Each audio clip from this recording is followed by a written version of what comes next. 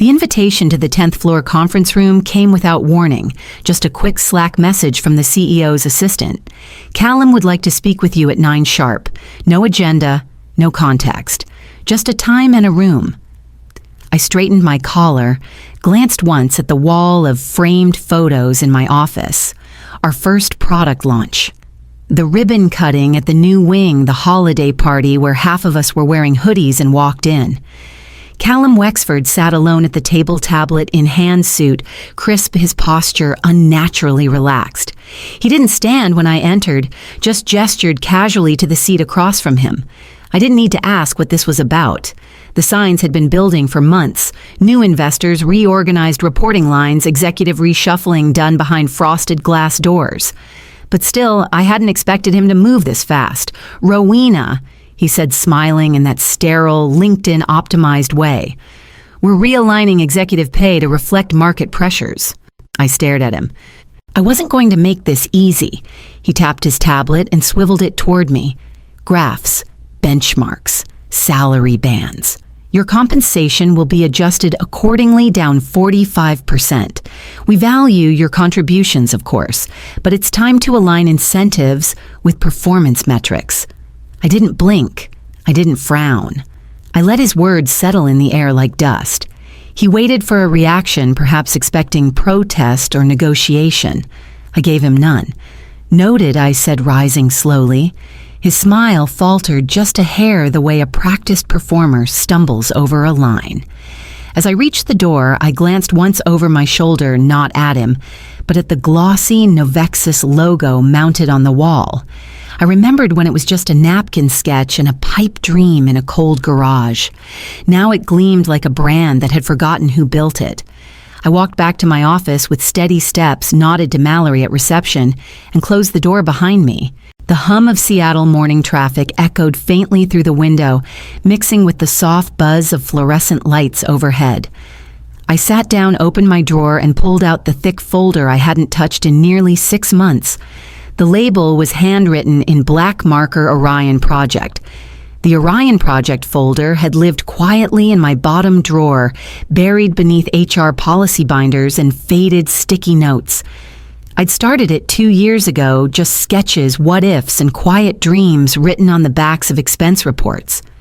I hadn't expected to open it that day, but Callum's smile had pulled the latch open like clockwork. 12 years ago, there was no 10th floor, no corporate strategist, no receptionist with a headset greeting visitors by name. There was only a basement in Capitol Hill that smelled like mildew and burnt coffee, 4 of us working off folding tables, and a mission scrawled on a whiteboard in permanent marker. Let's make care human again. I went 9 months without a paycheck. I slept under my desk some nights, hoping the landlord wouldn't kill the lights on us. When our CTO's wife got sick and he couldn't afford to fly home, I wired him $600 from my personal savings and told him not to worry about it. I meant it. When we signed our first 50 clients, I called each one myself. I didn't delegate onboarding. I listened to their stories. People planning for the inevitable, wanting dignity, wanting peace. I held the hands of daughters who cried while setting up digital directives for their fathers. I stayed on Zoom calls until midnight, making sure nothing got lost in legal translation. We weren't building a tool, we were building trust. My father died the year before Novexus was born. He used to say, build something that lasts, kid, even if it's invisible to most. When I watched him take his last breath in a cold ICU room lit by flickering fluorescents, I promised I would. Novexus became that promise. But then the funding rounds grew, and so did the expectations. KPIs replaced testimonials. Retention rates mattered more than peace of mind. We hired strategists who never met a grieving family, marketers who talked in funnels and heat maps. I watched us morph into something sleek and soulless. Still, I stayed longer than I should have, until this morning, until 45% became their final thank you. I flipped open the folder and started outlining next steps.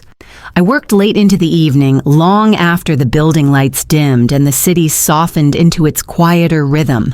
No music, no distractions, Just the hum of my laptop and the quiet clatter of keys as I typed a resignation letter I'd rehearsed in my head for far too long. It wasn't bitter, it wasn't angry, it was precise. 12 lines, 12 years. I didn't tell anyone. Not Eland in product, who texted me earlier asking if I was okay. Not Kendra, who still left homemade granola bars on my desk every Monday. I needed the silence. I needed it to be mine. I attached the letter to a crisp envelope and slipped my badge inside. The metal felt heavier than it should have, small but weighted, with years of late nights, early wins, and compromises I'd made quietly, telling myself it was for the greater mission. Before bed, I reopened the Orion Project folder. This time, I didn't just skim. I started filling in gaps, budget estimates, LLC options, projected licensing timelines. I'd been too cautious before, too loyal. Now I let the idea breathe, not as a hypothetical, but as inevitability. By morning, the city was wrapped in its usual drizzle. I wore black. No ceremony, just clean lines and silence. I walked into Callum's office at 8:57 a.m. He was already seated, AirPods in, speaking to someone on a call. He raised a single finger, wait, without looking up. I didn't wait. I placed the envelope on the table. He caught sight of it mid-sentence, and something in his posture shifted. He muted the call. "This your decision?" he asked flatly. "It is," I said. He didn't argue, just nodded once as if he were approving an expense request. I turned and left before he could say more. Back in my office, I packed the essentials: the framed photo of my father, the notebook from our Series A pitch, and a stack of handwritten thank you cards from clients. I left everything else: the view, the corner, the prestige. They could keep all of it.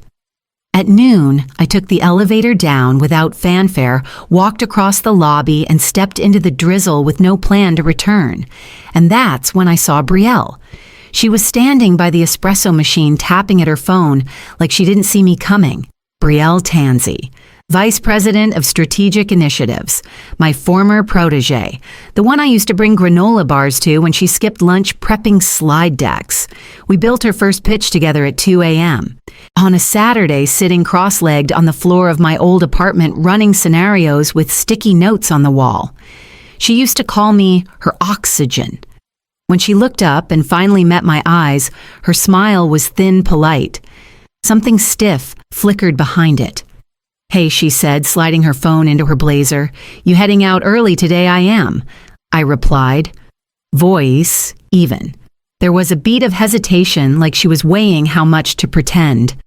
"Well, good luck," she said softly and touched my arm with the tips of her fingers.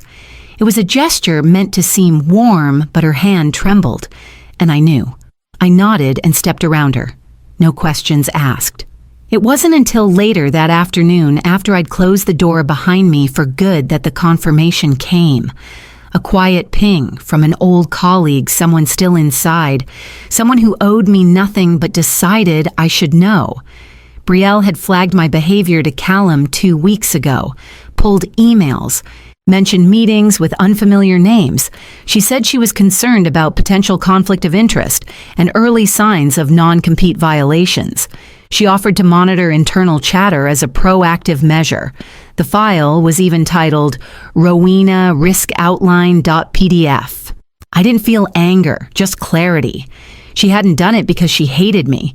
She did it because she thought she could survive this new regime by feeding it. A seat at Callum's table, a guaranteed place in the post-Rowena hierarchy. It wasn't the betrayal that cut the deepest. It was the reminder that I'd been right to keep my plans silent, that even the people I'd once carried would trade history for favor. I powered off my phone, sat back on my couch, and picked up a pen. Horizon Path needed a hiring plan, and I knew exactly who I wouldn't be calling. By the next morning, my name was everywhere inside Novexus, just not where I could see it. I hadn't posted anything, hadn't said a word publicly, but in offices like ours, silence moves louder than sound. When a COO walks out without a farewell, without a transfer memo, without a trace, it echoes. Elin texted me at 7:12 a.m. 3 people have asked if you're on vacation. I didn't answer.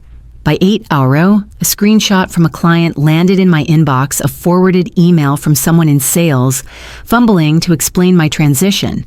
The client had replied simply, "So who do I trust now?" I poured coffee, opened my laptop, and found 17 unread messages, all from personal contacts. Some were simple. "Heard what happened. You okay?" Others were more pointed. "Are you hiring if you're building something I want in?" Then came the call. Neha Culver. I hadn't spoken to her in 3 years, not since she sat in the back of a cramped conference room in Portland while I pitched our Series B to a half-distracted panel of early-stage investors. She was the only one who stayed after to shake my hand. Her voice was steady, warm. "Rowena, I don't want to take up your time. Just wanted to say if you're doing something next, I still want in." That offer never expired. I paused for a moment, stunned by the timing. Then I smiled and said, "Let's talk." While we scheduled a call, the back-channel updates kept coming. The Novexus board was asking questions. Key clients were inquiring not just about my departure, but about how long ago the decision was made. Word was, Callum hadn't informed them until after my badge had been returned. Later that afternoon, one of the board members replied all to an investor inquiry with a single sentence, who approved the compensation adjustment. No one answered.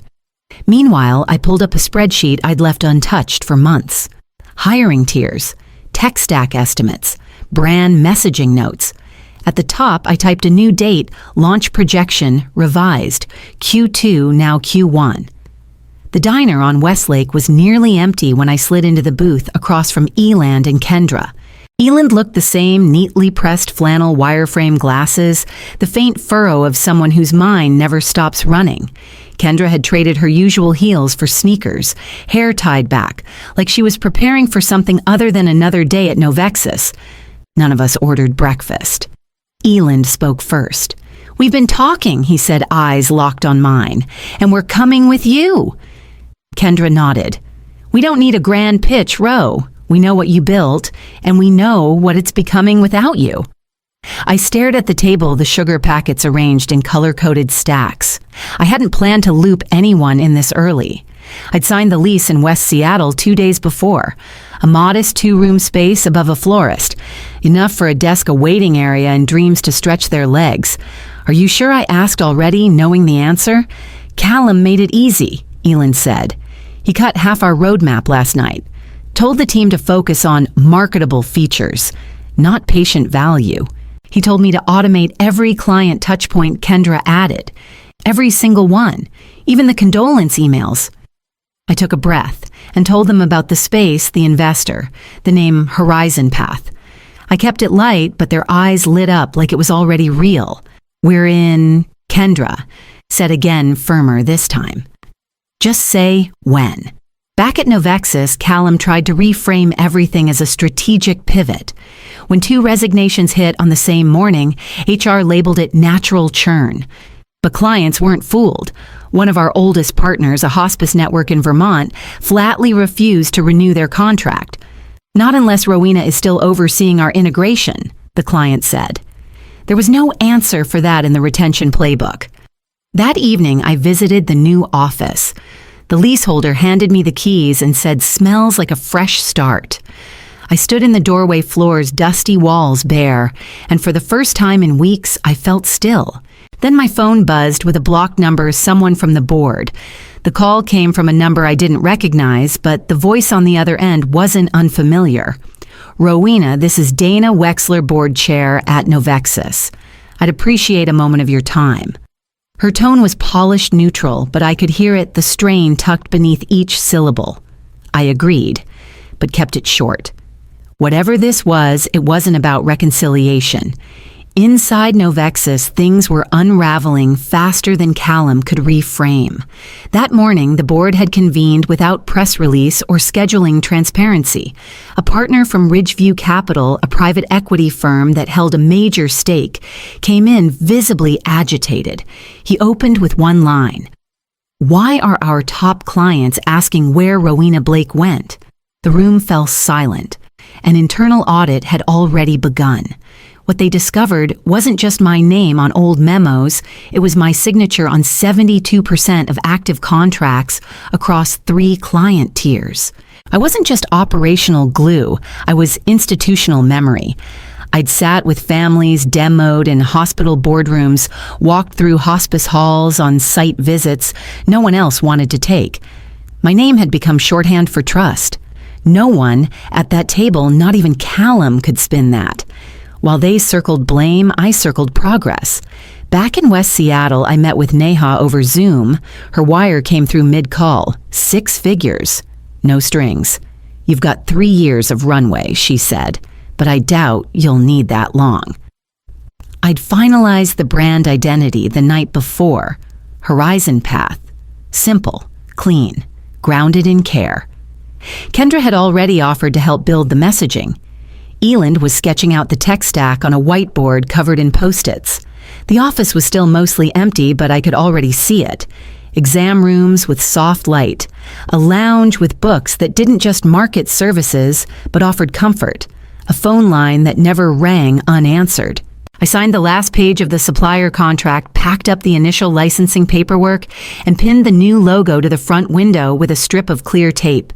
Then, right on cue, my inbox pinged a calendar invite from Callum. Subject line, brief conversation. Tuesday, 10:00 a.m. He chose a hotel lounge halfway between downtown and the bay, the kind of place that serves drinks with single ice cubes and silent wait staff. I arrived on time.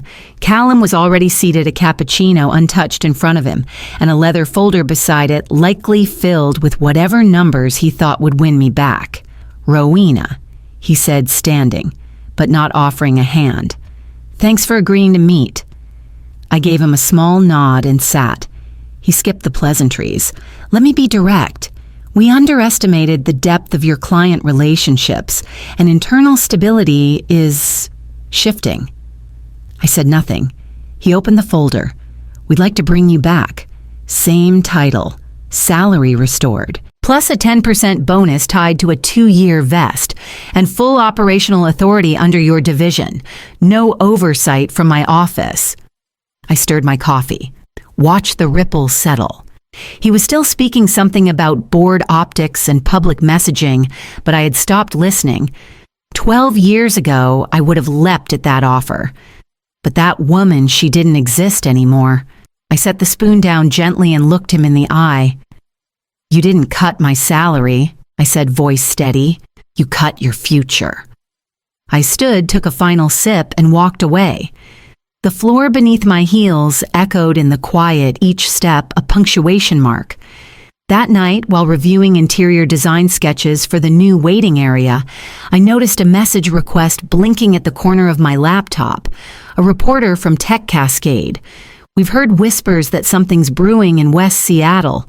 You launching something Blake care to comment?" I didn't respond right away. I closed the laptop, leaned back in my chair, and listened to the hum of the heater kicking on.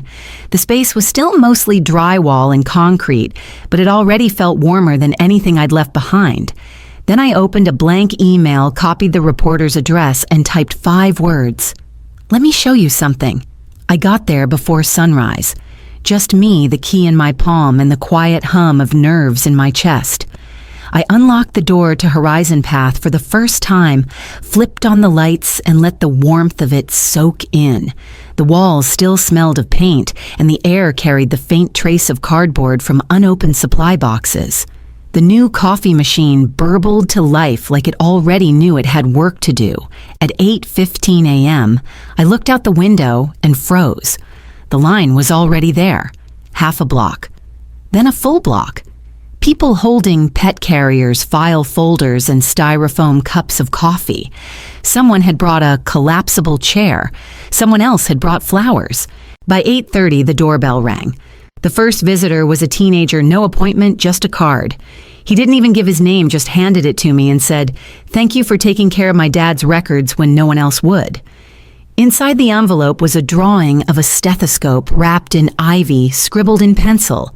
By mid-morning, the front desk, barely a week old, was covered in thank you notes, cookies, and printed emails from Novexus clients who had transferred their data already. Eland handled intake with a calm focus. Kendra moved between visitors with the ease of someone who hadn't smiled like this in years. Then came the knock from the back door. It was Mallory, former front office at Novexus. She didn't say a word, just handed me a resume and whispered, "If you're hiring, I'd rather be where the heart is." She wasn't the last. By 3 p.m., the coffee machine was groaning under constant demand. The scent of hope mixed with fresh paperwork and hallway laughter. It didn't feel like a launch, it felt like a return.